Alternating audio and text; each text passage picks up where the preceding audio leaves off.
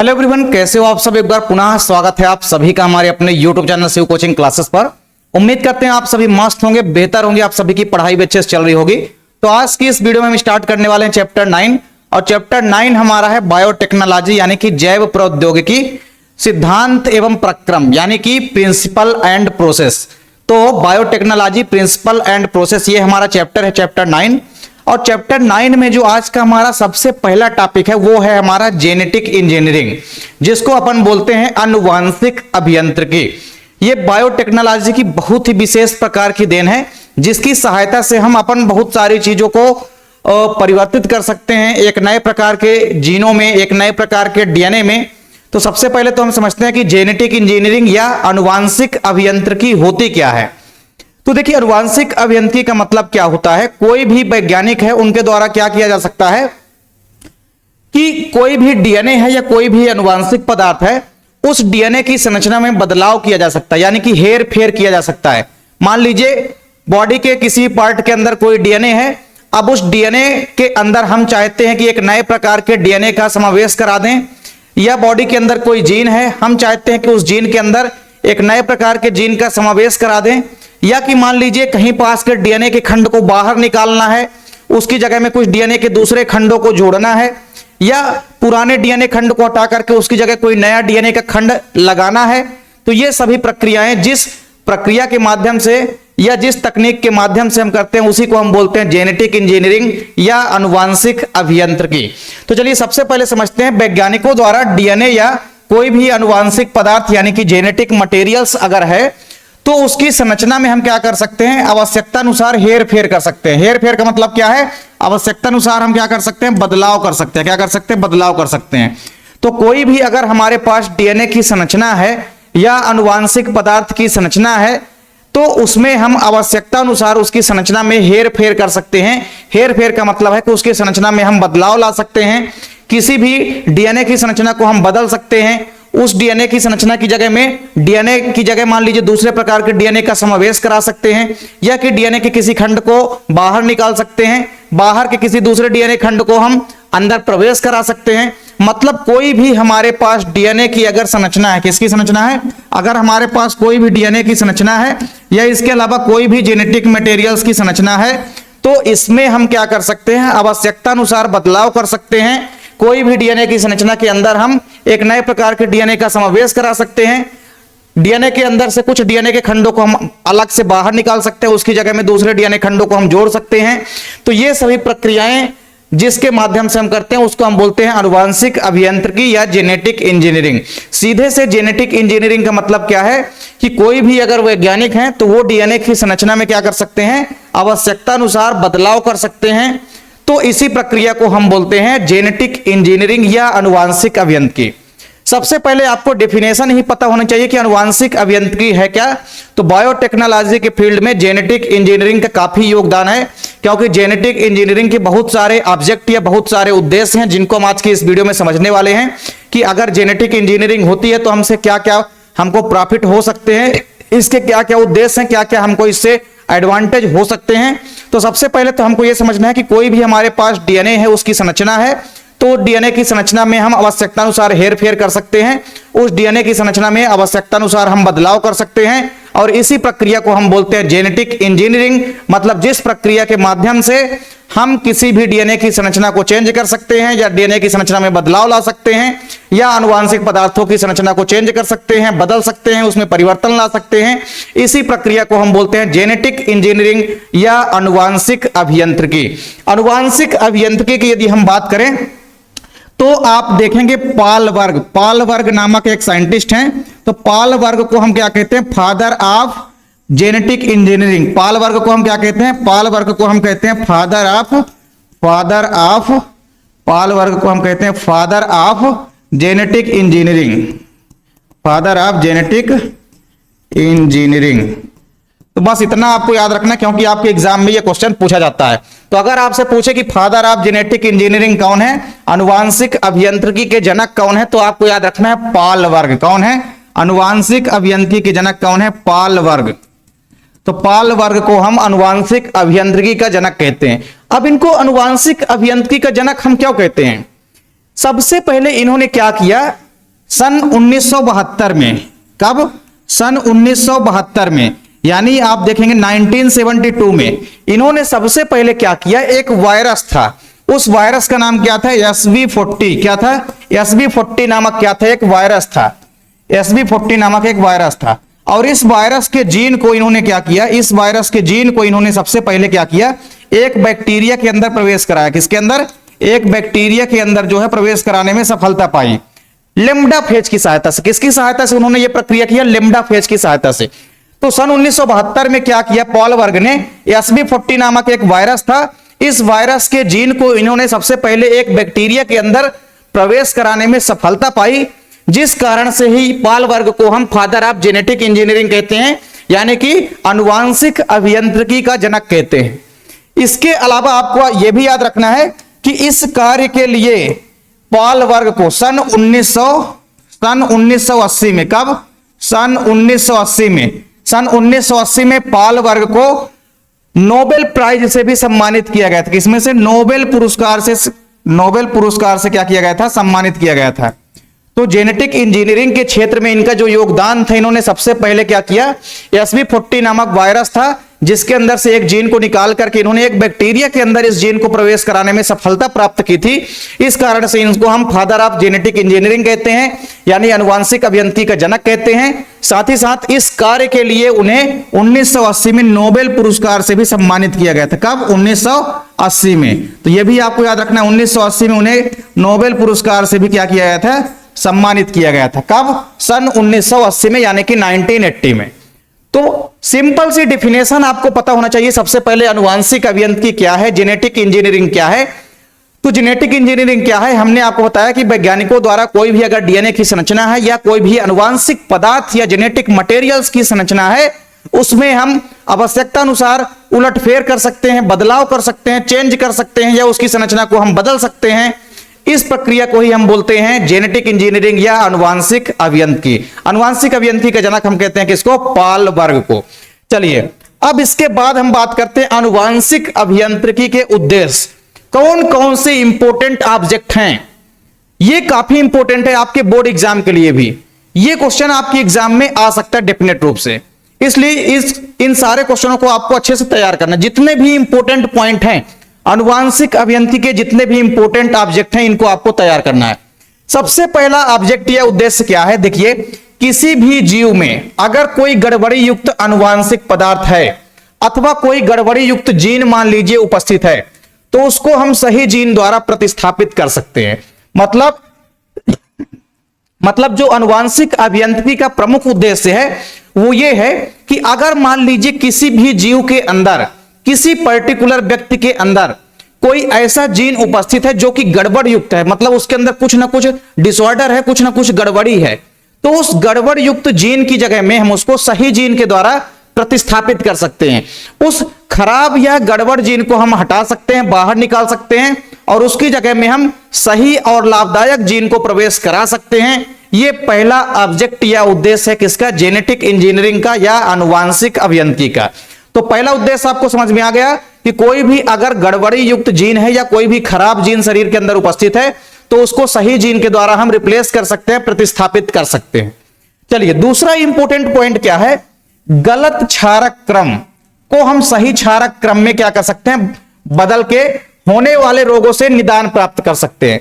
मतलब क्या है कि अगर जीनों के अंदर नाइट्रोजनी क्षारों का क्रम या डीएनए के अंदर, जैसे आप लोगों ने डीएनए के अंदर नाइट्रोजनी क्षारक देखा है, डीएनए के अंदर आपने नाइट्रोजनी क्षारक देखा था, कौन कौन से थे? एडेनिन था, आपका ग्वानिन था, साइटोसिन था, और आपका क्या था? एक थायमिन था।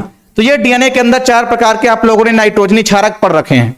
तो अगर मान लीजिए डीएनए के अंदर नाइट्रोजनी क्षारकों का क्रम बिगड़ गया है, इनके क्षारकों का क्रम मान लीजिए इधर उधर हो गया है, और नाइट्रोजनी क्षारकों का अगर क्रम जरा सा भी इधर उधर अगर बिगड़ता है, तो उससे कई सारे रोग हमारे शरीर के अंदर हो जाते हैं।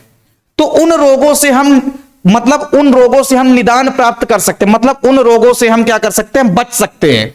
किसके माध्यम से बच सकते हैं? जेनेटिक इंजीनियरिंग के माध्यम से बच सकते हैं। जेनेटिक इंजीनियरिंग के माध्यम से हम किसी भी डीएनए के अंदर उपस्थित नाइट्रोजनी क्षारकों का अगर कोई गलत क्रम है, तो उस गलत क्रम को हम सही क्रम में व्यवस्थित कर सकते हैं और होने वाले रोगों से बच सकते हैं।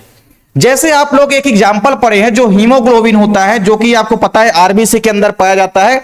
ब्लड के अंदर जो आरबीसी होती है, उस आरबीसी में हीमोग्लोबिन नामक एक वर्णक पाया जाता है। हीमोग्लोबिन वर्णक के कारण ही हमारे ब्लड का रंग क्या होता है, लाल होता है।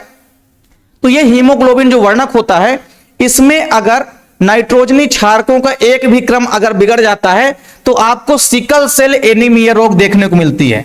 सिकल सेल एनीमिया रोग देखने को मिलती है। और सिकल सेल एनीमिया रोग के बारे में आप लोग चैप्टर 4 में भी पढ़ चुके हैं। सिकल सेल एनीमिया में आपने यह देखा था कि जो आरबीसी होती है, उसका जो आकार होता है, उसकी जो साइज होती है, वो गोल की जगह क्या हो जाती है, हंसियाकार हो जाती है। और आरबीसी इस प्रकार से धीरे धीरे नष्ट होने लग जाती है, यानी हीमोग्लोबिन की भी कमी आ जाती है। और हीमोग्लोबिन की कमी होगी तो चूंकि आरबीसी की भी कमी होगी, यानी ब्लड की भी कमी होगी, तो सिकल सेल एनीमिया रोग उत्पन्न हो जाएगा। तो अगर मान लीजिए मनुष्य में जो हीमोग्लोबिन है, उस हीमोग्लोबिन के अंदर अगर जो जीन है, उस जीनों के अंदर कोई भी नाइट्रोजनी क्षारक का क्रम अगर गड़बड़ हो गया, तो उसके चलते सिकल सेल एनीमिया रोग जो है उत्पन्न हो जाता है। और इससे हम बच सकते हैं किसके माध्यम से, आनुवांशिक अभियांत्रिकी के माध्यम से। हम क्या कर सकते हैं, जेनेटिक इंजीनियरिंग के माध्यम से हम किसी भी डीएनए के अंदर उपस्थित अगर गलत क्षारक क्रम है तो उसको हम सही क्षारक क्रम में बदल सकते हैं और होने वाले कई अलग अलग रोगों से बच सकते हैं। जैसे एक रोग है सिकल सेल एनीमिया रोग, जो कि हीमोग्लोबिन में एक जीन होता है हीमोग्लोबिन को बनाने वाला। तो उस हीमोग्लोबिन को बनाने वाले जीन में अगर क्षारकों का क्रम बिगड़ जाता है तो सिकल सेल एनीमिया रोग हो जाता है। और इसको हम ठीक कर सकते हैं जेनेटिक इंजीनियरिंग के माध्यम से। जो नाइट्रोजनी क्षारकों का क्रम बिगड़ गया है जीन के अंदर, उसको हम सही कर सकते हैं जेनेटिक इंजीनियरिंग के माध्यम से। तो दूसरा उद्देश्य भी आपको समझ में आ गया होगा कि अगर कोई क्षारकों का गलत क्रम उपस्थित है तो उसको सही क्रम में बदल करके हम कई सारे रोगों से निदान प्राप्त कर सकते हैं। यह दूसरा ऑब्जेक्ट या दूसरा उद्देश्य है किसका, आनुवांशिक अभियांत्रिकी का। तीसरा देखिए इंपॉर्टेंट ऑब्जेक्ट या उद्देश्य क्या है, विभिन्न प्रकार के वांछित गुणों से युक्त जीवाणु यानी बैक्टीरिया, प्लांट या पादप एवं जंतुओं को उत्पन्न कर सकते हैं।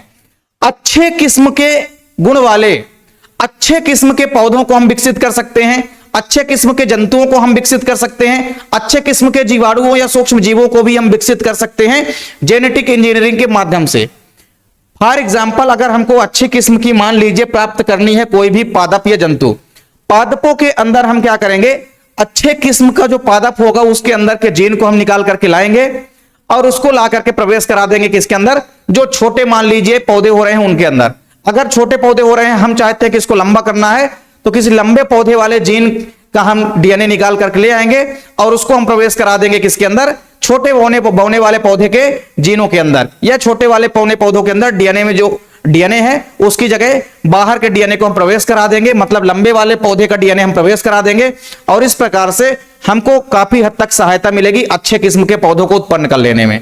तो इसके माध्यम से हम क्या कर सकते हैं, अलग अलग प्रकार के अच्छे गुण वाले जीवाणुओं के जीन ला करके हम प्रवेश करा करके अच्छे अच्छे जीवाणुओं को विकसित कर सकते हैं। उसी प्रकार अच्छे किस्म के जंतुओं को भी हम उत्पन्न कर सकते हैं, किसके माध्यम से, अच्छे किस्म के जंतुओं को भी हम प्राप्त कर सकते हैं किसके माध्यम से, जेनेटिक इंजीनियरिंग के माध्यम से। तो अगर हम चाहते हैं कि जीवाणु, पादप या कोई भी एनिमल जो है अच्छे किस्म वाले हों, तो इसके लिए हमको सहायता लेनी पड़ेगी जेनेटिक इंजीनियरिंग की। जेनेटिक इंजीनियरिंग के माध्यम से हम क्या कर सकते हैं, अच्छे गुणों वाले जो भी पौधे या जंतु हैं उनके जीन या डीएनए को हम निकाल करके बेकार या खराब गुण वाले जो पौधे या जंतु हैं उनके अंदर हम डाल करके एक अच्छे किस्म के पौधे और जंतुओं को उत्पन्न कर सकते हैं। ठीक, चौथा नंबर क्या कह रहा है, देखिए कि संक्रामक रोग जो होते हैं, संक्रामक रोगों के लिए अधिक प्रभावशाली एवं सस्ते वैक्सीनों का निर्माण करना। जेनेटिक इंजीनियरिंग के माध्यम से हम क्या कर सकते हैं, सस्ते वैक्सीन डेवलप कर सकते हैं, एकदम लो कास्ट वाले वैक्सीन जो है डेवलप कर सकते हैं, कम प्राइस में वैक्सीन को हम विकसित कर सकते हैं और अत्यधिक प्रभावशाली वैक्सीन को भी, मतलब वैक्सीन भी हमारा काफी कारगर होगा और साथ ही साथ सस्ते प्राइस वाला बनकर के तैयार होगा। मतलब जो संक्रामक रोग होते हैं, आपको पता है संक्रामक रोग क्या होते हैं, ऐसे रोग जो कि एक व्यक्ति से दूसरे व्यक्ति के अंदर ट्रांसफर होते हैं, ऐसे रोगों को हम बोलते हैं संक्रामक रोग। तो संक्रामक रोग कई माध्यमों से फैल सकते हैं। रोगी व्यक्ति अगर कोई भी है तो उसका ना तो हमको कोई भी वस्तु यूज करना चाहिए, ना तो उसका जूठा खाना खाना चाहिए, ना ही पानी पीना चाहिए, ना ही उसके साथ सोना चाहिए, नहीं ऐसे में संक्रामक रोग फैल सकते हैं। तो संक्रामक रोगों से बचने के लिए कई सारे प्रभावशाली वैक्सीन को हम विकसित कर सकते हैं और सस्ते वैक्सीन को हम विकसित कर सकते हैं। किसके माध्यम से? जेनेटिक इंजीनियरिंग के माध्यम से, यानी कि आनुवांशिक अभियांत्रिकी के माध्यम से। अगला उद्देश्य देखिए क्या है कि डीएनए फिंगर प्रिंटिंग द्वारा हम अपराधियों की पहचान कर लेते हैं और पैतृक संबंधी जो अड़चन होती है उसका भी समाधान प्राप्त करते हैं। देखिए, जो हमारा डीएनए फिंगर प्रिंटिंग विकसित किया गया है तकनीक, यह भी जेनेटिक इंजीनियरिंग के माध्यम से ही होता है। तो जेनेटिक इंजीनियरिंग के माध्यम से ही कार्य करता है हमारा डीएनए फिंगर प्रिंटिंग या डीएनए अंगुली छापन। इसमें हम क्या करते हैं? डीएनए फिंगर प्रिंटिंग के माध्यम से हम क्या कर सकते हैं? किसी भी अपराधी की पहचान कर सकते हैं फिंगरप्रिंट के माध्यम से। सेम उसी प्रकार अगर पितृत्व की समस्या आ गई है, मान लीजिए कोई बालक ये कह रहा है किसी भी पुरुष को कि ये हमारे पिताजी हैं, या किसी महिला को कोई बालक कह रहा है कि ये हमारी मम्मी है, तो इसकी भी पहचान हम कर सकते हैं। मतलब पितृत्व संबंधी अगर कोई समस्या उत्पन्न हो गई है तो इसकी भी पहचान हम डीएनए फिंगरप्रिंटिंग के माध्यम से कर सकते हैं, या कोई भी अपराधियों की पहचान हम कर सकते हैं, जो कि जेनेटिक इंजीनियरिंग की ही देन है। तो इस प्रकार से जेनेटिक इंजीनियरिंग के माध्यम से हम डीएनए फिंगरप्रिंटिंग के द्वारा अपराधियों की पहचान कर सकते हैं और हम पितृत्व की समस्या का समाधान भी कर सकते हैं। चलिए, अगला इंपॉर्टेंट पॉइंट क्या है कि फालतू नहीं है, यहां पे पालतू जानवर है। तो जो भी पालतू जानवर यानी जो पेट एनिमल होते हैं, पालतू जानवरों एवं फसलों में आप देखेंगे विभिन्न प्रकार की प्रजातियों को विकसित करना। क्या कर सकते हैं हम? विभिन्न प्रकार की प्रजातियों को विकसित कर सकते हैं। सिंपल सी बात है कि अच्छे किस्म के फसलों को हम पैदा कर सकते हैं। अगर मान लीजिए हमको कोई ऐसी फसल विकसित करना है जिसमें कि लंबे बीज हों या मोटे बीज हों, तो हम क्या करेंगे? किसी ऐसे पौधे से हम डीएनए या जीन को लाएंगे जिसके अंदर अच्छे और लंबे प्रकार के बीज होते हैं, और उनका समावेश हम करा देंगे उन पौधों के अंदर जिनके अंदर छोटे बीज होते हैं, तो उनके अंदर भी बड़े बीज होने लगेंगे। कहने का मतलब यह है, ये तो हमने एक जस्ट एग्जांपल दिया है। हमारे कहने का मतलब यह है कि कोई भी पालतू जानवर अगर है या कोई भी फसलें हैं, तो इनमें हम विभिन्न प्रजातियों को विकसित कर सकते हैं और अच्छे किस्म की प्रजातियों को विकसित कर सकते हैं। कोई भी अगर पालतू जानवर है तो हम अच्छे किस्म के पालतू जानवर को विकसित कर सकते हैं इस तकनीक के माध्यम से, या कोई भी फसलें हैं तो अच्छी किस्म के फसलों को हम क्या कर सकते हैं? विकसित कर सकते हैं जेनेटिक इंजीनियरिंग के माध्यम से। तो ये छठवां इंपॉर्टेंट ऑब्जेक्ट है जिसको आपको तैयार कर लेना है। एक सातवां इंपॉर्टेंट ऑब्जेक्ट क्या है कि जो आनुवांशिक रूप से परिवर्तित भोज्य पदार्थ होते हैं उनको भी विकसित कर सकते हैं। आनुवांशिक रूप से परिवर्तित भोज्य पदार्थ का मतलब है कि कोई भी फसलें या पौधे हैं जो कि हमको सब्जी या फल प्रदान करते हैं, तो उनमें हम अच्छे किस्म के फल और सब्जी प्रदान करने वाले पौधे या फसलों को प्राप्त कर सकते हैं। तो यह भी जेनेटिक इंजीनियरिंग या आनुवांशिक अभियांत्रिकी का प्रमुख ऑब्जेक्ट या प्रमुख उद्देश्य है। चलिए, इसका जल्दी से आप स्क्रीनशॉट भी ले सकते हैं। इसके बाद अगला हमारा इंपॉर्टेंट ऑब्जेक्ट या उद्देश्य क्या है कि रोग एवं कीट प्रतिरोधी किस्म को उत्पन्न करना। इंपॉर्टेंट पॉइंट है, ध्यान रखिए, रोग एवं कीट प्रतिरोधी किस्म को उत्पन्न करना। जेनेटिक इंजीनियरिंग के माध्यम से हम क्या कर सकते हैं? कीट प्रतिरोधी पौधों को विकसित कर सकते हैं। सपोज करिए कोई एक ऐसा पौधा है जिस पौधे पर कीड़े आकर के उस पौधे को नष्ट कर देते हैं या नुकसान पहुंचा देते हैं, तो हम क्या कर सकते हैं? किसी ऐसे डीएनए को ला करके उसके अंदर या जीन को ला करके प्रवेश करा सकते हैं उस पौधे के अंदर, जिससे पौधे के अंदर कीट प्रतिरोधी क्षमता विकसित हो सकती है। और जब पौधे के अंदर कीट प्रतिरोधी क्षमता विकसित हो जाएगी, तो जब कीट आकर के पौधे पर बैठेंगे तो उन कीटों का नष्ट कर दिया जाएगा, अर्थात वो कीट क्या हो जाएंगे? नष्ट हो जाएंगे। क्यों? क्योंकि जो कीट आ रहे हैं पौधे पर बैठने, उसके लिए पौधों के अंदर कीट प्रतिरोधी क्षमता जो है विकसित हो चुकी है। जैसे हमने आपने ह्यूमन बॉडी का एग्जांपल दिया था कि जैसे मानव शरीर के अंदर प्रतिरोधकता या प्रतिरक्षा होती है, कि हमारे शरीर के अंदर रोगों से लड़ने की क्षमता होती है।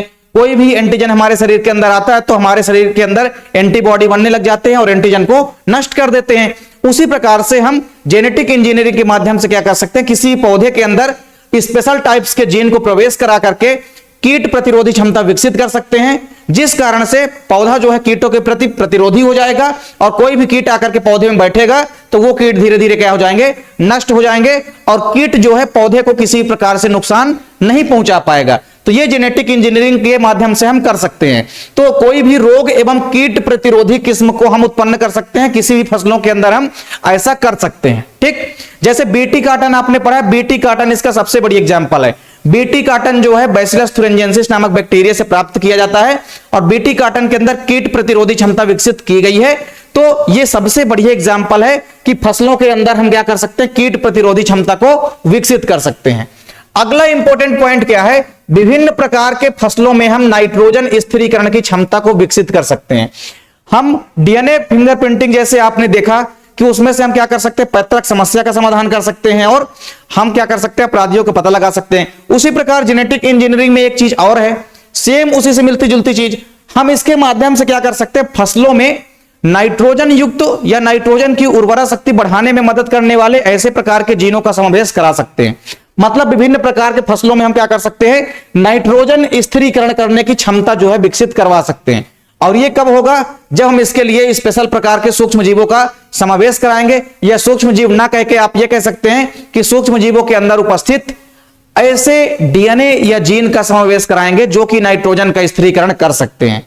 कुछ बैक्टीरिया एक्टिनोमाइसीटीज वगैरह ऐसे होते हैं जो कि नाइट्रोजन का स्थिरीकरण करते हैं, तो उनके अंदर के जीवाणुओं को या उनके अंदर के हम क्या कर सकते हैं, जीनों को हम निकाल करके बाहर क्या कर सकते हैं, ऐसे जीनों के अंदर प्रवेश कर सकते हैं, ऐसे जीवों के अंदर जो कि नाइट्रोजन की उर्वरा शक्ति बढ़ा सकते हैं या नाइट्रोजन का स्थिरीकरण कर सकते हैं। और जब भी नाइट्रोजन का स्थिरीकरण होता है, भूमि की उर्वरा शक्ति में क्या होती है, वृद्धि होती है। तो यह चीज भी आपको ध्यान में रखना है कि जेनेटिक इंजीनियरिंग के माध्यम से हम किसी भी भूमि में आप देखेंगे नाइट्रोजन स्थिरीकरण करने की क्षमता जो है विकसित कर सकते हैं। ठीक, इसके बाद एक आखिरी है कि जो भी मान लीजिए खराब या कोई भी खतरनाक अगर जीन है, उसको हटा करके हम लाभदायक जीन को डाल सकते हैं। ठीक, फॉर एग्जाम्पल मेरे बॉडी के अंदर अगर किसी भी जगह मान लीजिए कोई ऐसे जीन है जिसमें कि गड़बड़ी आ गई है, तो उस गड़बड़ी युक्त जीन को हम क्या कर सकते हैं, सही जीन के द्वारा बदल सकते हैं। कुल मिलाकर के जो हमारा पहला पॉइंट था उसी से मिलता जुलता हमारा ये लास्ट पॉइंट है कि अगर कोई भी खराब या गड़बड़ी युक्त या हानिकारक जीन हमारे अंदर है, तो उसको हम निकाल करके उसकी जगह सही जीन का समावेश करा सकते हैं।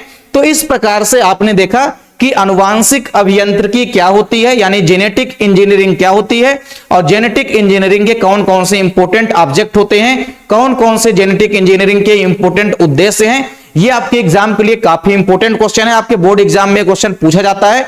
उम्मीद करता हूं वीडियो आपको पसंद आई होगी। वीडियो अगर आप लोगों को अच्छी लगे तो आप लोग लाइक कमेंट जरूर किया करिए, साथ ही साथ अपने दोस्तों के बीच ज्यादा से ज्यादा वीडियो को शेयर करिए। अगर आप लोग चैनल पे नए हैं तो चैनल को सब्सक्राइब भी जरूर कर लीजिए। मिलते हैं आप लोगों से नेक्स्ट वीडियो में, तब तक के लिए जय हिंद, वंदे मातरम।